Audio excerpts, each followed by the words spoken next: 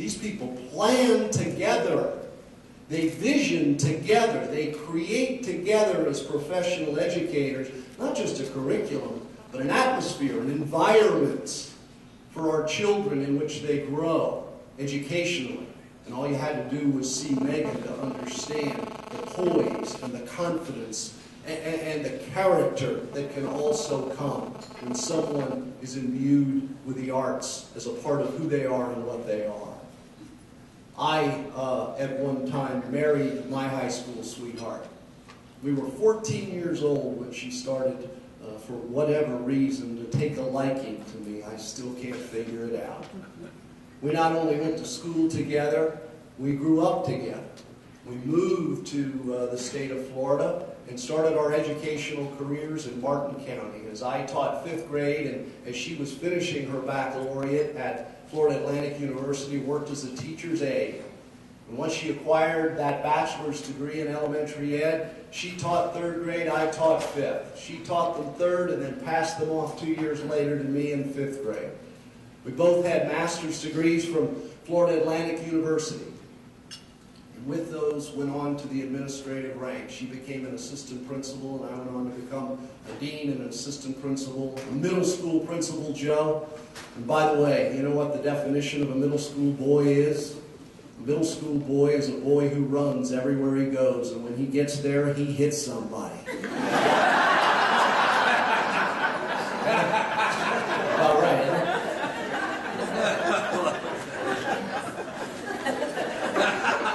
I marveled at my wife because she was truly a gifted and talented professional educator. I was a hack as it related to her abilities.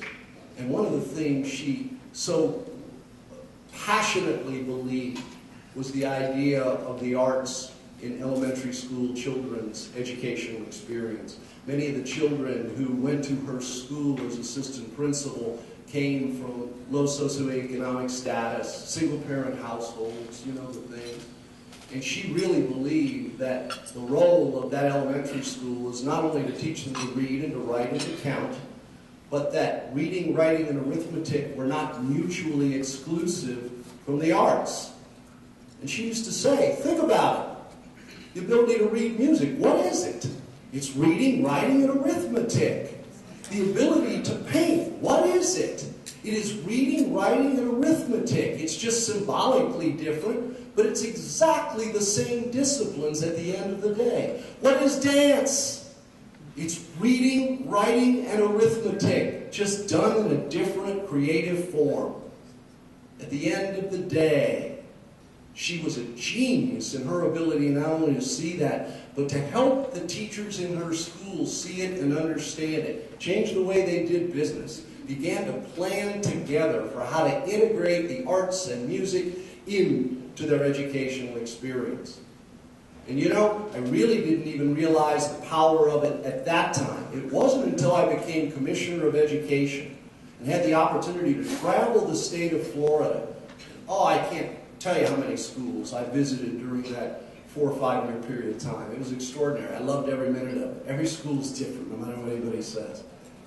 But you know, where I visited, the schools that had and were proud to have an integrated curriculum with the arts as a central part of that integration, you didn't have to go far to find a principal who believed it, an assistant principal who bought into it, and a faculty that understood that this wasn't just some ginchy educational movement, that their children were more successful at the end of the day. That by creating an integrated curriculum, you were creating an opportunity to lift up an entire school.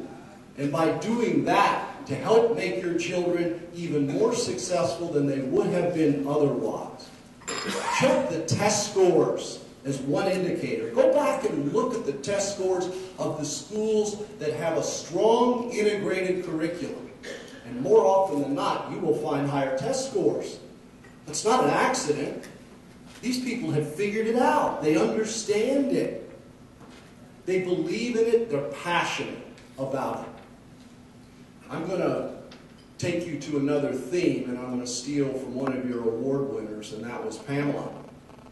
Pamela said something quickly that got by perhaps many, but it didn't get by me.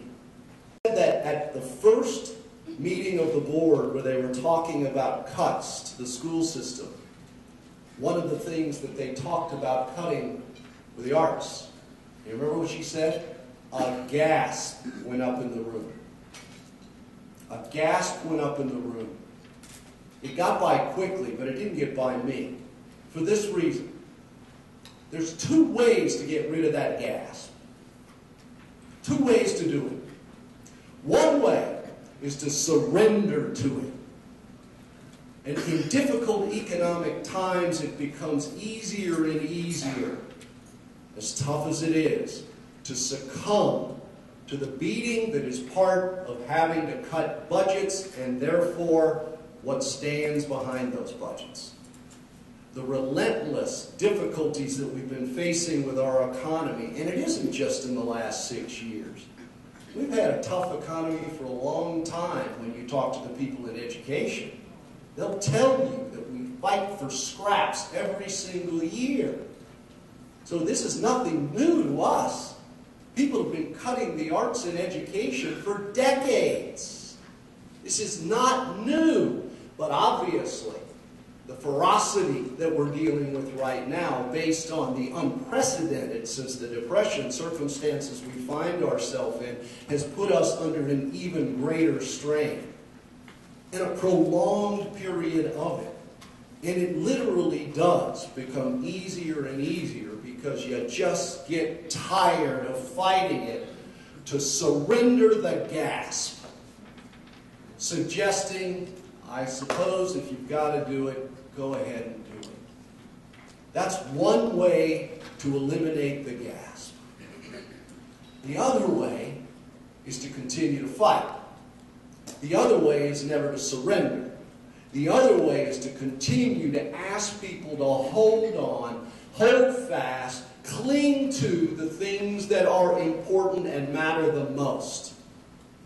It is about extolling every day the virtue of the arts and education.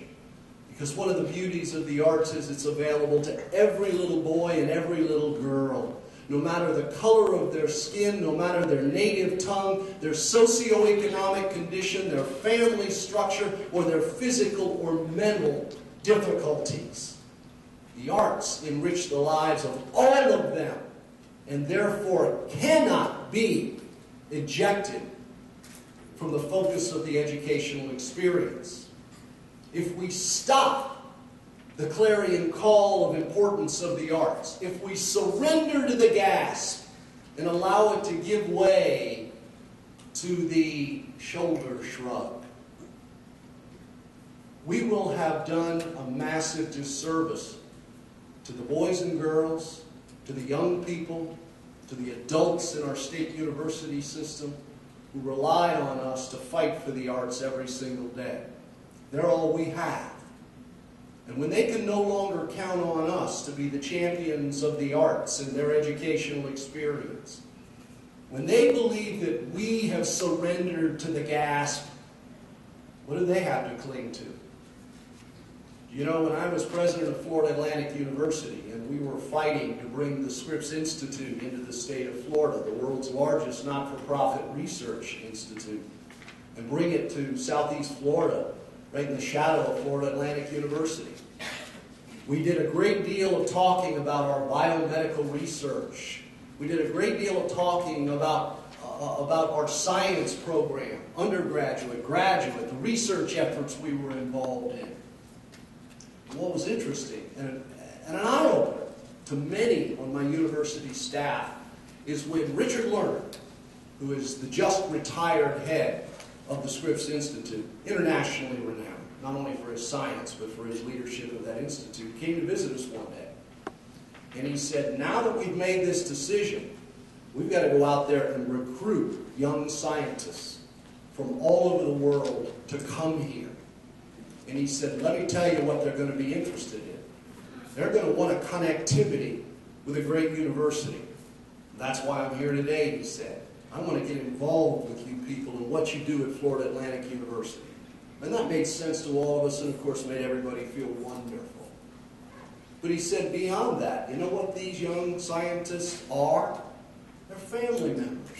They have husbands and wives and children because they are young. You know what else they want? They want great schools for their children. They want parks. They want public safety and to know that they're bringing their family to a place where they can live in a safe and disciplined environment. And he said they want access, remember who we're talking about, to wonderful culture and exposure to a wonderful artistic climate.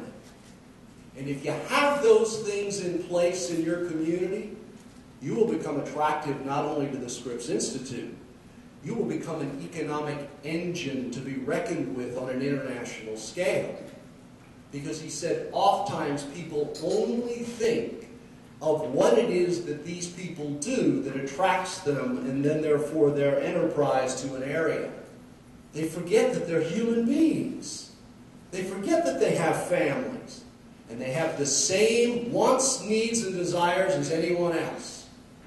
Folks, if Florida is going to find its rightful place in the 21st century, that is not only building on agriculture, still the second largest industry in Florida, building on tourism, the number one industry, 80 million people last year came to the Sunshine State, and God love them when they left big dollars behind. But beyond that, we've largely relied on growth, sheer growth. The days when 1,000 people a day would pour across that border to have what you and I enjoy every single day. And they would build homes, and they would rent apartments, and they would shop in our stores, and they would put their children in our school.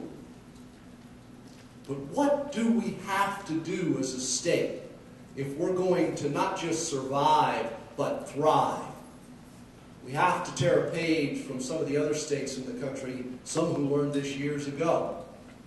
We have to stop making one of our most successful exports some of our best and brightest young people who after high school or college leave Florida, not because they want to, but because we don't have the jobs in sufficient number and sufficient quality that we educated them to do.